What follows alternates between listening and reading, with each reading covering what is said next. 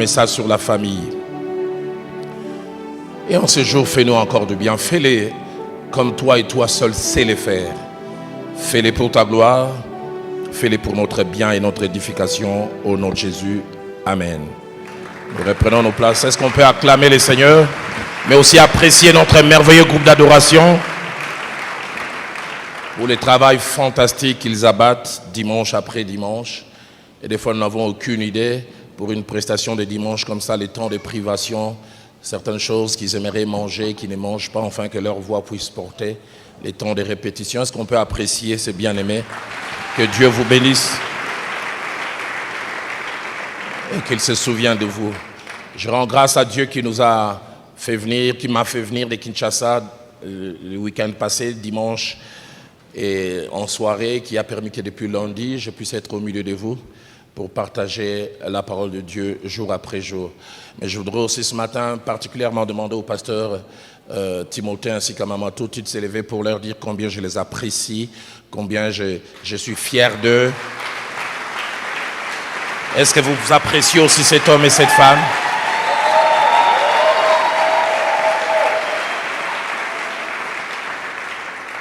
Hormis les pasteurs Ken et les pasteurs Atoms qui dirigent Philadelphie, Gombe ainsi que Funa, que je n'aimerais pas mettre dans la course, Dieu a donné que Philadelphie aujourd'hui soit disséminée à travers le monde, plus de 24 extensions. Il y a même la toute dernière qui vient de s'ouvrir à Port-Gentil au Gabon.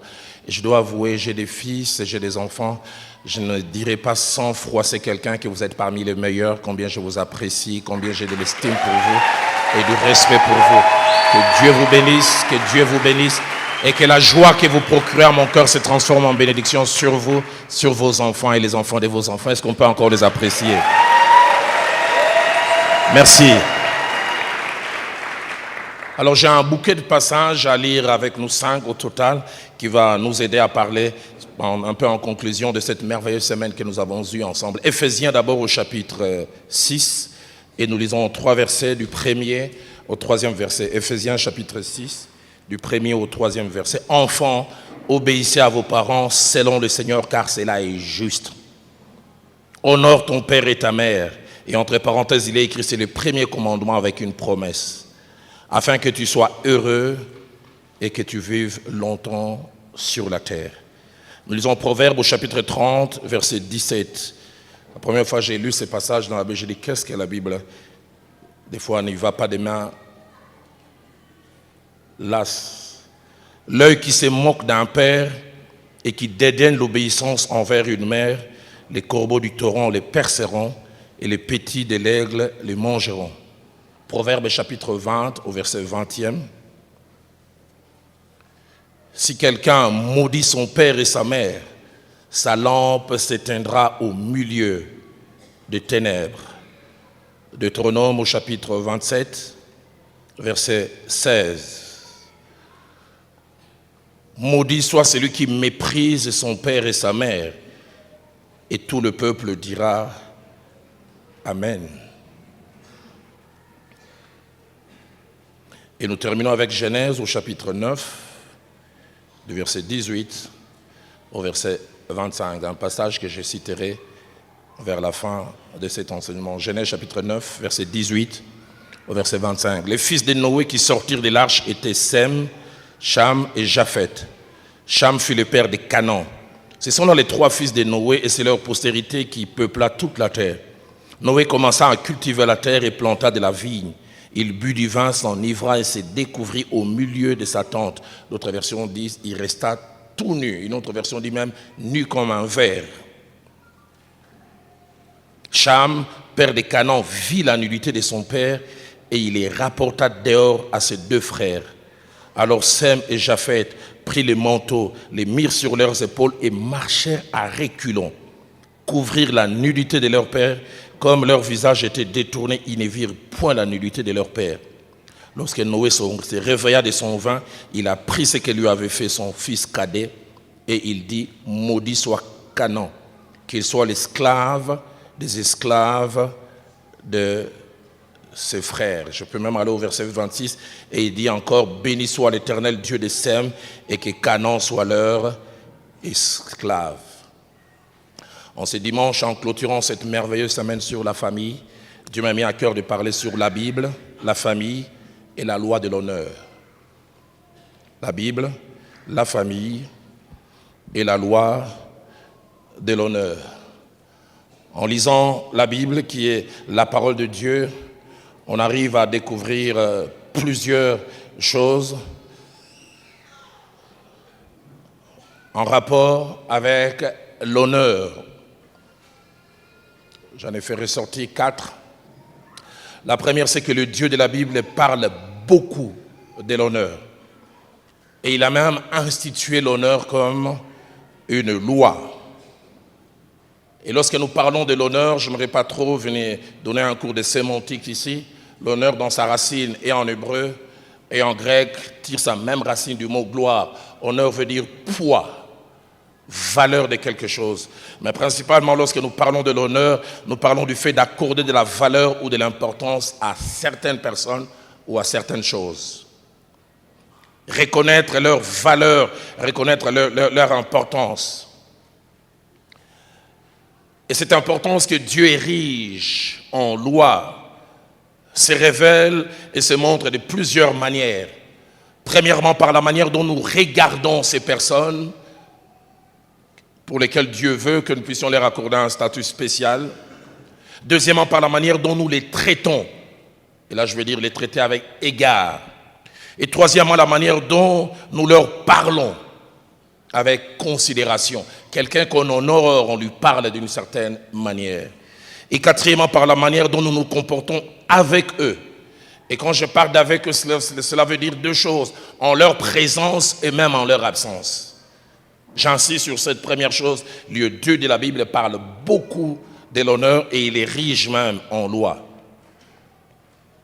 Deuxièmement, la Bible encourage à rendre honneur et présente cette pratique comme une loi et un principe. Dans Romains chapitre 13 au verset 7, l'apôtre Paul dit « Rendez à tous ce qui leur est dû. L'impôt à qui vous devez l'impôt, la tribu à qui vous devez la tribu, la crainte à qui vous devez la crainte, mais puis il ajoute aussi l'honneur à qui vous devez l'honneur. » Il y a des gens pour lesquels l'honneur, ce n'est pas marchander. Nous leur devons cela. C'est un dû. Il y a une obligation à leur donner, comme nous le verrons tout à l'heure. Ne pas le faire, c'est aller à contrario par rapport à la loi de Dieu et à Dieu lui-même. Troisième chose, la Bible parle d'une certaine catégorie de personnes qui ont droit à l'honneur, que nous devrions traiter avec égard. J'en ai fait ressortir 5, je vais y aller rapidement. Premièrement, nous devons honorer Dieu. Dieu doit être honoré. Nous devons les valoriser, nous devons les mettre à part. Jésus-Christ, quand il nous apprend les Notre Père, il dit quand nous commençons à prier, disons que ton nom soit sanctifié, que ton nom soit hors course, que ton nom soit mis à part. Honorer Dieu. Au moins 10 fois dans la Bible, ce terme revient. Rendez à l'Éternel honneur et gloire. Cela lui est dû. Une autre version de la Bible dit même l'honneur sied à ton nom. Ça te convient. C'est comme un habit cousu sur mesure pour toi. Dans Apocalypse chapitre 4, verset 11. Les personnes qui sont sorties de cette période de souffrance, ainsi que les anges ont commencé à dire à notre Dieu, tu es dit notre Seigneur et notre Dieu de recevoir la gloire, l'honneur et la puissance. Pourquoi? Car tu as créé toutes choses et c'est par ta volonté qu'elles existent. Et honorer Dieu, nous pouvons le faire de plusieurs manières. Premièrement, par notre qualité de vie. C'est pourquoi Dieu dit, ces peuples m'honorent des lèvres. Il ne veut pas seulement, comme je le montrerai tout à l'heure, par la louange et l'adoration, mais il veut aussi par notre qualité de vie. Mais deuxièmement, on peut honorer Dieu par la louange, par l'adoration. Et par la louange et par l'adoration, l'honneur qu'on accorde à Dieu fait quelquefois qu'on s'oublie. Il y a des gens même se prostrer dans la présence de Dieu, c'est abaissant. Je me souviens un dimanche, j'étais pasteur à l'époque du centre missionnaire Philadelphie et Dieu m'a conduit. On finissait les messages et nous avons passé un moment de louange et d'adoration. J'ai dit à tout le monde, Dieu me dit qu'on doit se mettre à genoux. J'oublie jamais les cultes finis. Un homme que je connaissais, qui allait souvent en Europe, il est venu me dire, pasteur, j'obéis à ce que Dieu t'a dit. Un vrai Quinois m'a dit, il faut comme ici Versace. Lavage à sec dans les cher. Tu as dû amener ces costumes très très chers à se mettre à genoux. Et pourtant David pouvait dire, je me prosterne devant Dieu avec tous mes ornements sacrés. C'est-à-dire, je prends tous mes attributs de la royauté, mais j'arrive devant Dieu, comme je dirais les Quinois disent, Nasambusiango. Je porte tous mes galons et puis je me tiens à genoux devant Dieu. Honorer Dieu. Quand on aime Dieu, ça ne coûte pas, c'est spontané. David a honoré Dieu. Ces jours-là, quand l'arche est revenue, David s'est mis à danser. La Bible dit de tout son corps, de telle sorte que Michal a été gêné. Il dit comment un roi peut danser comme ça. Et quand David lui dit, je n'ai même pas dansé, j'aurais pu faire pire que ça. Et je le faisais devant mon Dieu. Il mérite l'honneur. Il y a des gens, ils se retiennent ici. Ils concentrent toute la danse du corps à un seul doigt qui danse pour tous les corps. Mais regardez les réunions des familles quand c'est les Bayoudas du Congo. Ils mettent quelque chose autour des reins et les reins commencent à tourner comme un serpent. Là, ils n'ont plus honte, plus de gêne. Mais on peut aussi honorer Dieu avec ses biens. Proverbe chapitre 3, verset 9 à 10 dit, honore l'Éternel avec tes biens et avec les prémices de tout ton revenu. Alors tes greniers seront remplis d'abondance et tes cuves regorgeront du mou. Dieu permettant, on viendra peut-être les années qui viennent, enseignant sur l'Église et les finances. Quand on honore Dieu avec ses biens, on les place en premier. J'enseigne souvent sur les finances en disant, dans la pensée de Dieu, la dîme, c'est les 1/10, mais tout dixième n'est pas dîme. La dîme n'est que dîme si, quand je reçois, j'enlève d'abord la part de Dieu. C'est ça l'honneur qu'on accorde à Dieu. Dans la pensée de Dieu, ce n'est pas qu'on t'a payé $1000, tu as déjà consommé, tu arrives à 500. Hey, chérie, tout est à combien? 500, 60. Et dis, mais ça a combien? 1/10. Non, tu as déjà consommé. Non, c'est quand tu prends Dieu d'abord. Dis à ton voisin, Dieu d'abord. C'est là l'honneur. Avant que je ne consomme, je rends à celui qui m'a rendu capable d'avoir. Honore l'Éternel avec tes biens. Deuxième type de personnes que l'on doit honorer, et dans notre société, ça diminue de plus en plus. Les personnes âgées, les vieillards. Il est étonnant de voir combien même la Bible en parle. Dans Lévitique chapitre 19 au verset 32, Dieu donne 7 ordres à son peuple avant d'entrer à Canaan. Il dit, tu te lèveras devant les cheveux blancs et tu honoreras la personne du vieillard. Tu te lèveras devant lui. Tu vas l'honorer. Tu honoreras la personne du vieillard et il ajoute, tu craindras ton Dieu, je suis l'Éternel. J'aime beaucoup la version française courant dit, levez-vous avec considération devant un vieillard. Montrez par votre comportement que vous me respectez, je suis le Seigneur. Si vous voulez montrer que vous me respectez, honorez les personnes âgées. Chez nous en Afrique, toutes les personnes âgées deviennent des sorciers. Toutes les mauvaises choses sont attachées à ces personnes. Mais j'aime encore des valeurs que nous avons. Nous honorons nos vieillards, on les garde à la maison. En Occident, c'est terrible. On va les jeter dans les hommes des vieillards. Quelqu'un qui s'est battu pour vous toute la vie, on les jette, on les visite à peine. Troisième type de personnes à honorer, les autorités. Et les autorités de toutes sortes, politiques, administratives, spirituelles. Romains chapitre 13, verset 1, nous demande d'être soumis aux autorités qui sont supérieures. Et dit encore, toute autorité vient de Dieu. Bon, certains émettent un grand débat, je n'aimerais pas revenir là-dessus aujourd'hui. Mais Timothée chapitre 5, au verset 17 aussi, parle d'une certaine catégorie des gens qu'il faut honorer dans l'église. Il parle des anciens. Ceux qui enseignent la parole, ceux qui prennent du temps d'étudier la parole de Dieu. La Bible dit qu'ils méritent un double honneur. Ils méritent d'être honorés. Vous les honorez par la considération, mais il dit aussi vous les honorez par des choses que vous leur mettez à leur disposition. Quatrième type de personnes qu'il faut honorer, ce sont des personnes qui se comportent bien en société, qui font des choses excellentes. Une société qui qui n'honore pas les gens honorables et n'encourage pas les bons comportements. C'est pourquoi vous verrez dans plusieurs entreprises, on dit c'est les travailleurs du mois, c'est l'agent du mois. C'est une manière d'honorer celui qui travaille bien. Il vient à temps, il finit à temps, il atteint toujours ses objectifs. C'est l'encourager à bien faire, mais faire de lui aussi une émulation, un exemple. C'est pourquoi il y a des prix Nobel et que sais-je encore. Une manière d'honorer les gens qui se distinguent. On décore certaines personnes, bon, bien que dans nos sociétés, des fois, ça sonne monnaie. Quelqu'un qui agit bien d'une certaine manière, on l'honore. Dans Philippiens chapitre 2, verset 29, alors que Épaphrodite s'est bien comporté, l'apôtre Paul écrivant aux Philippiens, il dit « Honorez de tels hommes, accordez-leur une valeur, donnez-leur une certaine position. » Et cinquième type de personnes, et ça nous allons nous focaliser beaucoup aujourd'hui, ce sont les parents. Les parents, il faut les honorer. Exode chapitre 20 au verset 12.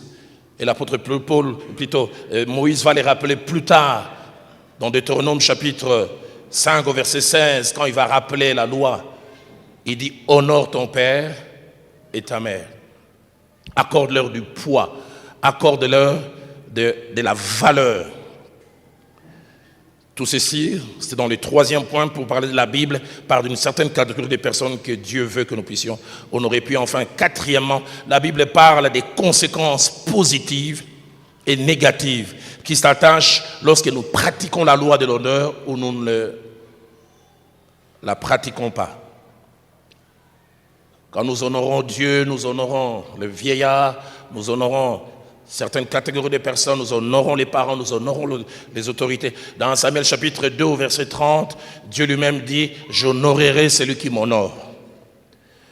Je rendrai pesant, je donnerai de l'importance à celui qui me donne de l'importance. J'honorerai celui qui m'honore. » Mais il dit « Mais ceux qui me méprisent seront méprisés. »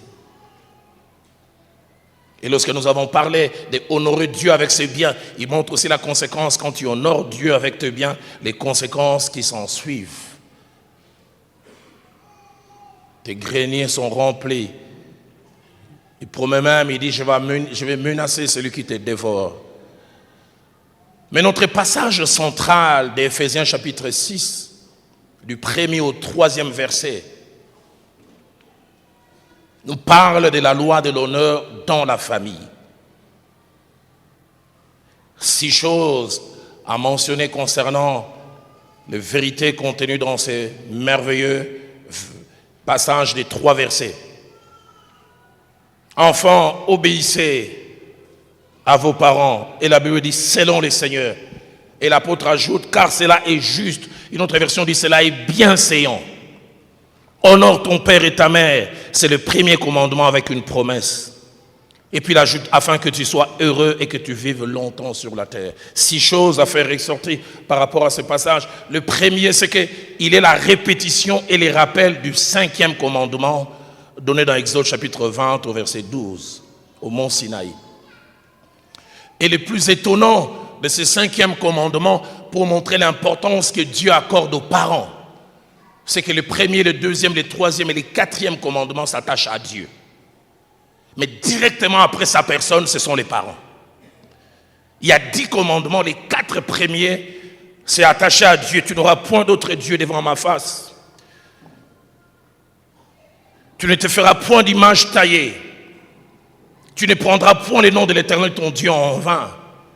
Tu sanctifieras le 7e jour. Et directement après ces 4 commandements attachés à lui, Dieu vient placer les parents. Je comprends pourquoi certains disent que les parents sont un peu comme des divinités sur terre. Tu honoreras ton père et ta mère. Tu les traiteras avec égard. Tu les respecteras. Tu vas leur accorder de l'importance.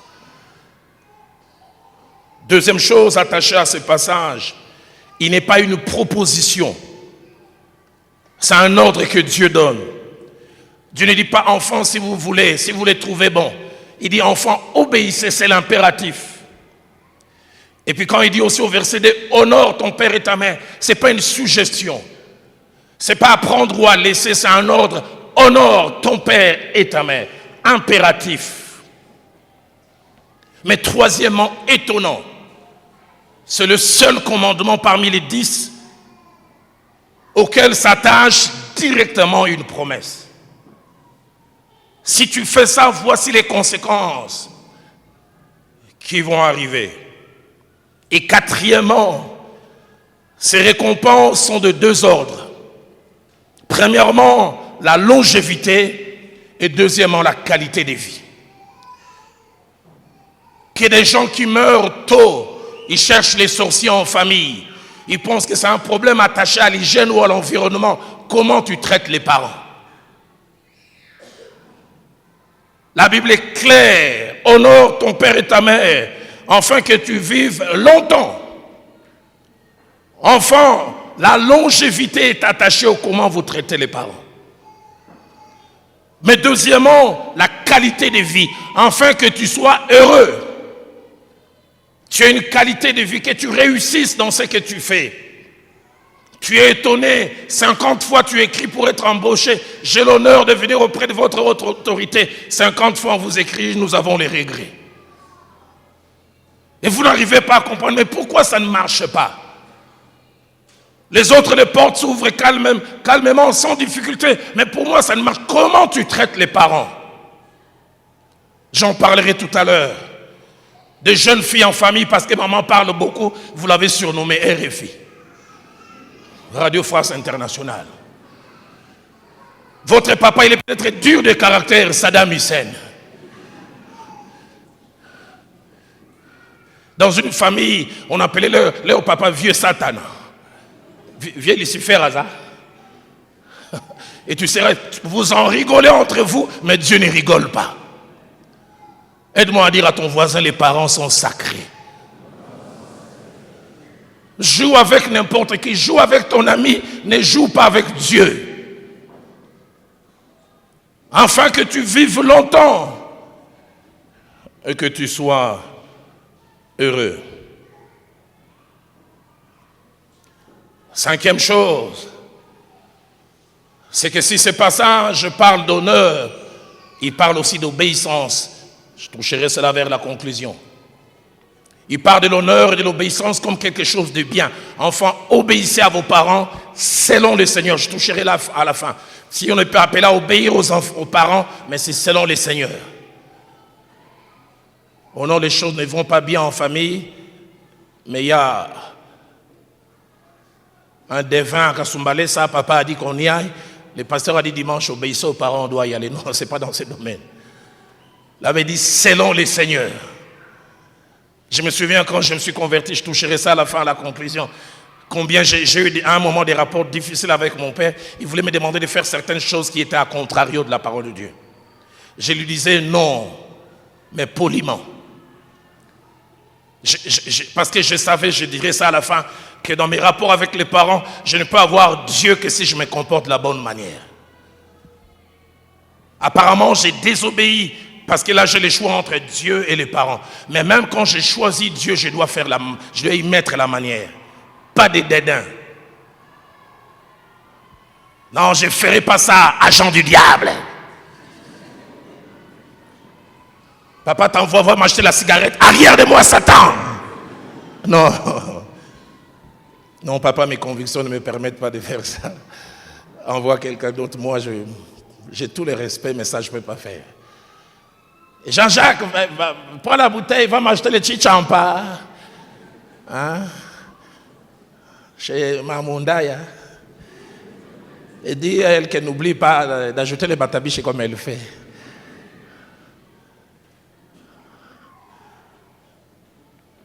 Et tu les regardes avec dédain et tu dis non, tu n'auras pas Dieu pour toi. Sixième et dernière chose, ce passage, autant il cache des bénédictions positives, autant il cache aussi des choses négatives. La Bible dit que c'est le premier commandement avec une promesse. 1, afin que tu sois heureux, et 2, afin que tu vives longtemps. Qu'est-ce que cela veut dire? Si celui ou celle qui obéit a droit à la longévité à une qualité de vie. Ça veut aussi dire celui ou celle qui n'obéit pas peut subir des conséquences négatives. Et ces 3 passages que nous avons lus au départ me font trembler. Proverbe chapitre 30, au verset 17 que nous avons lu, je toucherai ça à la fin. Il avait dit, l'œil qui se moque d'un père et qui dédaigne l'obéissance envers une mère, les corbeaux des torrents les perceront et les petits de l'aigle les mangeront. L'œil, tu regardes papa et maman d'une certaine manière, va faire ceci. La Bible dit les corbeaux les perceront. Qu'est-ce que cela veut dire? Tu perdras la vision sur les chemins de la vie. Tu marcheras comme un aveugle. Tu n'auras plus de sens de vision, tu n'auras plus de direction. Faites attention aux parents. Aide-moi à dire encore à ton voisin, les parents sont sacrés. Proverbe chapitre 20 au verset 20. La Bible dit, si quelqu'un maudit son père et sa mère, sa lampe s'éteindra au milieu des ténèbres. Tu maudis ton père. Tu maudis ta mère. J'ai connu un ami qui tapait son père. J'ai un gars avec lequel on a étudié. On l'appelait Mister Univers. 4e, 5e secondaire à l'Athénée de la Gombe. On faisait un concours. C'était le plus bel homme de l'école. Toutes les filles couraient derrière. Ce que nous ne savions pas, il habitait Matete. Les amis qui les connaissaient, ils savaient que son père avait 2 problèmes. Premièrement, c'était un homme petit de taille, très petit. Et deuxièmement, il était bossu. Avec des dents assez compliquées. Nous ne savions pas. J'oublie jamais un jour, alors que nous attendions le bus scolaire sur la place Royale, quelqu'un l'a vu, il a appelé, regarde ton père. Et puisqu'il y avait plusieurs filles, il a nié. C'est pas mon père, c'est notre oncle. Pourquoi? Parce que la valeur que les gens lui accordaient à l'école ne pouvait pas s'attacher au physique de cet homme. Si je dois dire que cet homme, petit de taille, bossu, à la denture comme ça, est mon père, je perdrais de la valeur. Et je ne suis pas étonné, j'ai retrouvé cet ami plus de 20 ans après, rien ne va dans sa vie. Aide-moi encore à dire à ton voisin, les parents sont sacrés. Quel que soit ton père et ta mère, honore. Sache valoriser. Je n'ai jamais été complexé par rapport à mes parents. Mon père parle un peu français, il a étudié. Ma mère,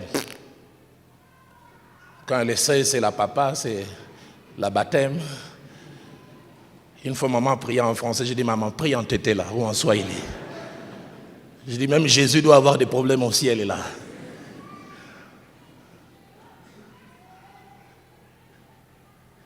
Quand j'allais visiter des amis, vous arrivez chez les amis, tout le monde est francophone. Grand-mère, parents et même les chiens. Vous savez, il y a des chiens, tu lui parles en lingala, c'est comme s'il veut te dire, monsieur, tu peux parler en français s'il te plaît?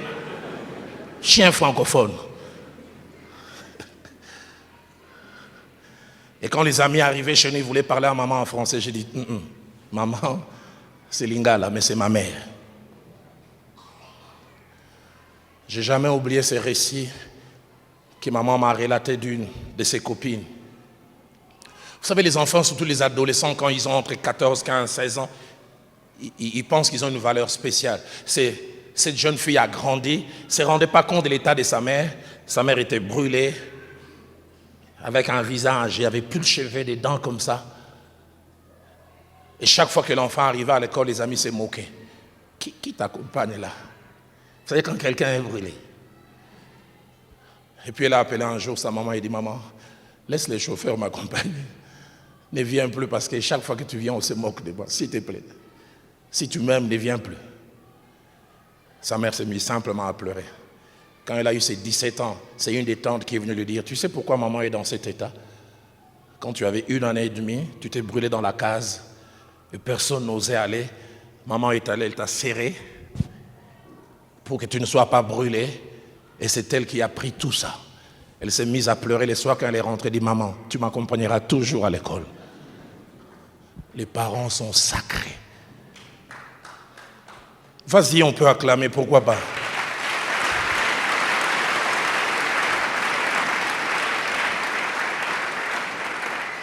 On est plus prompt à acclamer comme un Zembemar contre le popote. Tu vas où aller?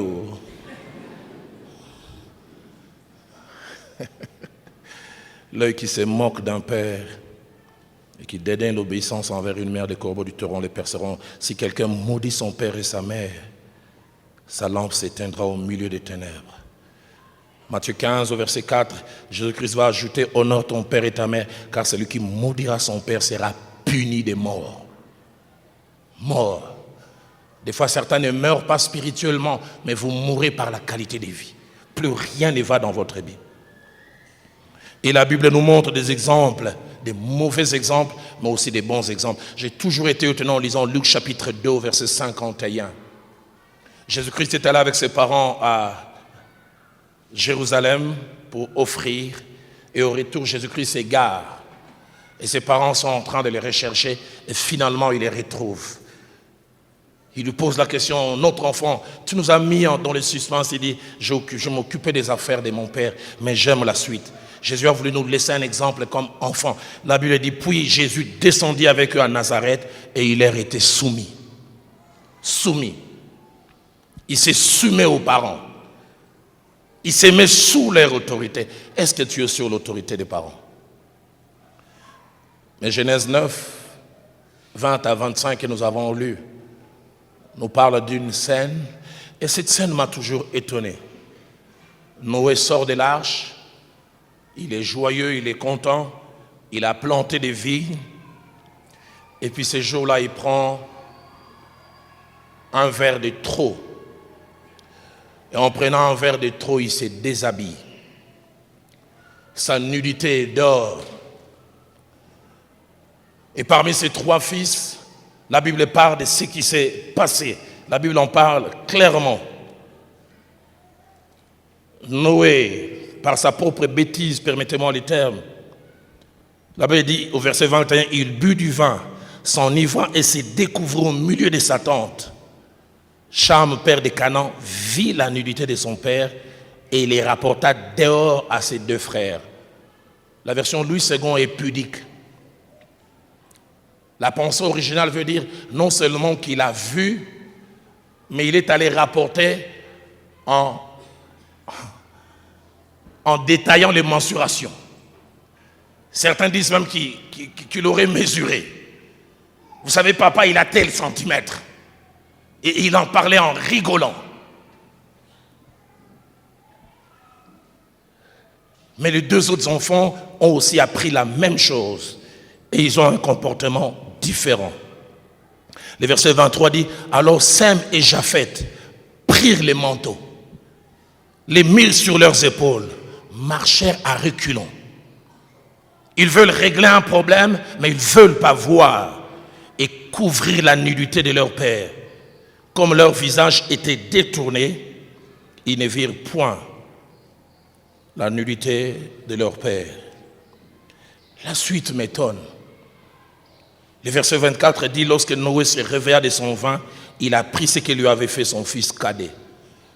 Il maudit non seulement son fils, il maudit même ses enfants. Et les enfants de ses enfants. Et cette malédiction atténue. Il dit, maudit soit Canaan, qui soit l'esclave des esclaves de ses frères. Je n'ai jamais été Dieu, je ne le serai pas. Mais j'aurais été Dieu même si je ne le serais pas. Je dirais, Noé, calme, c'est toi qui as amené l'enfant à ça. Noé, c'est ta faute. Le plus étonnant, c'est que la malédiction touche l'enfant, mais bizarrement, on ne voit Dieu nulle part blâmer Noé. Faites attention aux parents. Laissez les parents aller au problème avec Dieu. Traitez-les comme ils méritent. Il a mal agi. Dieu ne les blâme pas. Dieu accepte, met un sceau à sa malédiction et il fait à cet enfant ce que Dieu, et même non seulement à cet enfant, mais aux enfants de cet enfant. Et la même personne bénit ceux qui se sont bien comportés. Il dit encore, béni soit l'Éternel Dieu de Sem et que Canaan soit leur esclave.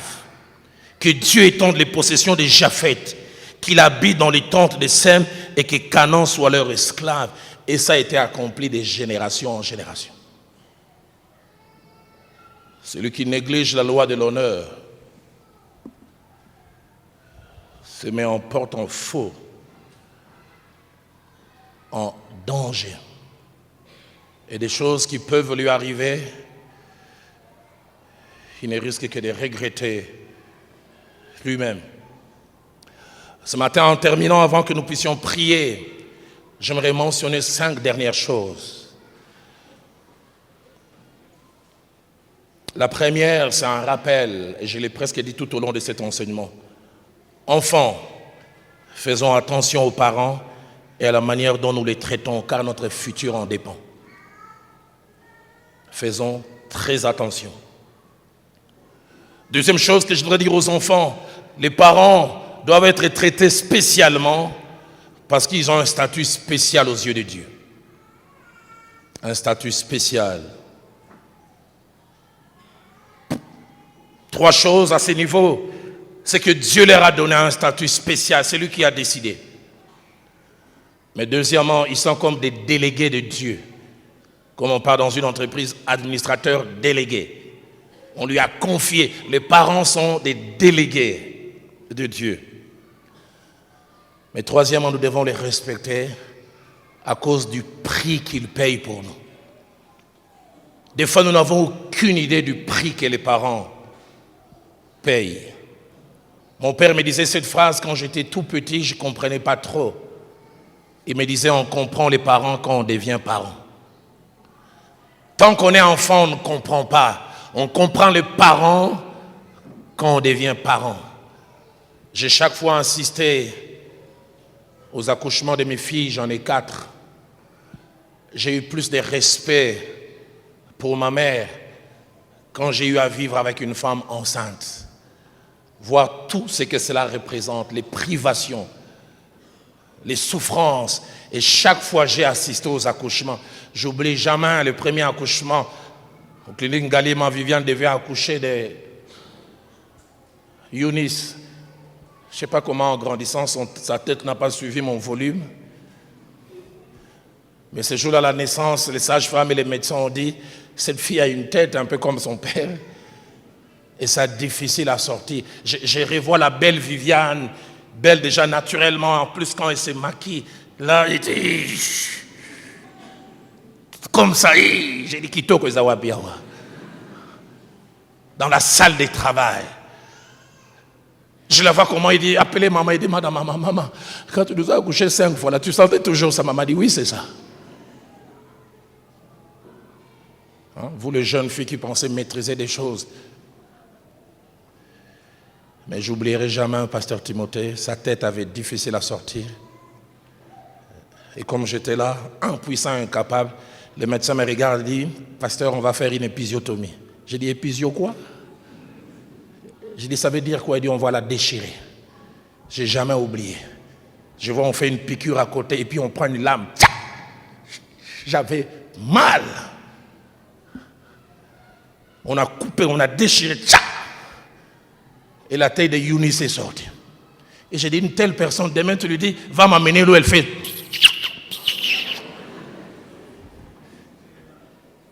Mais si elle prononce, tu seras maudite.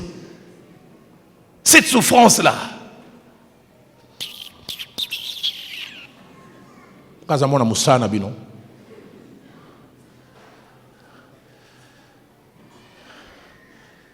Que des choses que les parents vivent. Avoir un enfant malade, surtout quand ils sont petits, vous n'avez aucune idée. La vie s'arrête. Vous êtes connecté à ces enfants. Mes filles n'aiment pas que j'en parle, mais je rappelle souvent. Eunice a fait une forte bronchite quand elle avait 1 année et 1 mois. Elle n'arrivait pas à dormir la nuit. On a fait toutes sortes. Et puis ce pédiatre, l'un des meilleurs de Kinshasa, il a dit, si vous voulez qu'elle respire bien la nuit, l'un de vous doit être courageux. Chaque soir avant de dormir, vous devez retirer la morve qu'il y a dans les narines, mais par la bouche. Mon épouse a dit, Berké. Roland, c'est toi le chef de la famille. J'ai dit, j'oublie jamais, elle veut aller dormir et j'arrive et je commence à tirer. Ah, tu vois comment tu as changé ton visage?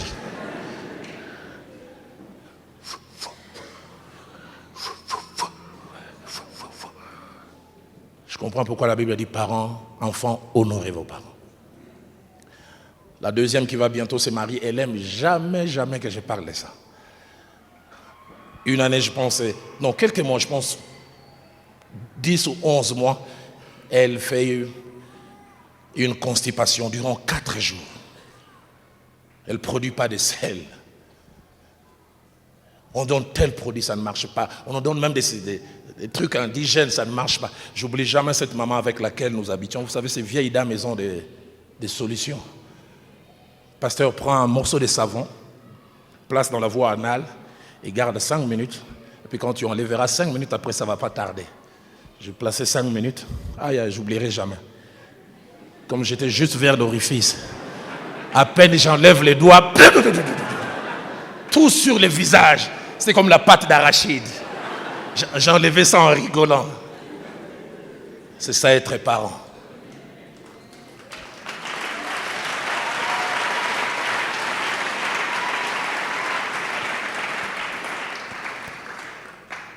Notre troisième fille faisait de fortes fièvres. À cette époque, on parlait d'un phénomène à Kinshasa, kata-kata. Il semble qu'il y a un homme qui coupait les gens au milieu. Bon, ce phénomène, ça commence et ça finit sans qu'on sache comment. Ces jours-là, notre fille commence à faire des convulsions. J'essaie de démarrer la voiture, ça ne démarre pas. J'essaie de démarrer, ça ne démarre pas. Je dis à Viviane, toi reste, je prends la fille. J'ai marché au moins 30 minutes jusqu'au centre hospitalier de la Baule. Ce n'est quand je suis arrivé, les gens m'ont dit, toi tu as marché avec kata-kata. Quand ma fille va mourir, kata-kata ou pas, je dois y aller. C'est ça un parent. La Bible dit des parents, la mort agit en nous et la vie agit en vous. Les temps me manqueraient de parler de cet entretien que j'ai eu avec mon père. J'ai grandissé, je ne comprenais pas. Et puis quand j'ai eu mes 3 premières filles, très exigeantes, à la rentrée, moi je dois avoir telle chaussure, moi je vais Jordan Air, Nike tel. Les enfants, qu'est-ce qu'ils sont exigeants. Et puis je me suis arrêté. Et j'ai pensé, mon père, depuis toutes ces années que je l'ai connu, il n'a été que directeur d'école primaire. Très longtemps enseignant, je me dis, je l'ai appelé au téléphone, je dis, papa, toutes ces années où tu étais enseignant, tu touchais au maximum combien? D'ici, on met en dollars 150. Quand je suis directeur, c'est arrivé à 250. Puis je me suis arrêté, mais je dis, mon frère et moi, on a étudié au collège Boboto à Kinshasa. Ma soeur et mes 3 autres frères à l'Athénée. Comment tu faisais pour payer les Minerval? Parce que je sais que ça devait être très très cher. Et puis papa, je me souviens comment on était exigeant à la rentrée. Il y a cette marque, vous ne connaissez pas. Il y a une marque à l'époque, marque Kelm. Tous on voulait les ketch Kelm. D'origine espagnole. Si tu n'as pas les Kelm, tu es... Et on exigeait. Et je me souviens, on achetait ça, l'équivalent de 40-45 $. Et nous 4, on était en Kelm. J'ai dit, papa, comment tu faisais? Il a simplement baissé la tête. Il dit, à part le fait d'enseigner, je faisais 2 autres choses. Je faisais les répétiteurs dans 4 familles et je faisais les domestiques 2 fois chez des sujets blancs. J'ai serré mon père dans mes bras, je dis, papa, merci. Je ne savais pas que tu payais un prix aussi fort. Et je me suis souvenu d'un jour où on devait me donner un abonnement, on devait payer pour moi l'abonnement scolaire. J'exigeais, papa, je dois avoir l'abonnement scolaire. Et je n'ai jamais oublié. J'ai entendu mon père dire à ma mère Cécile, tous ces mois, j'irai au travail à pied pour que Roland ait un abonnement scolaire. J'oublie jamais, à l'époque à Kinshasa, il y avait 11 lignes de bus sur Traz, de la ligne 1 à la ligne 10. Et ceux qui marchaient à pied, on disait qu'ils prenaient la ligne 11. Et ce jour-là, alors que je suis dans le bus scolaire, on a traversé, quelqu'un a vu mon père, il a dit, oh Roland, ton papa prend la ligne 11. Papa a pris la ligne 11 pour que moi je prenne la ligne 10.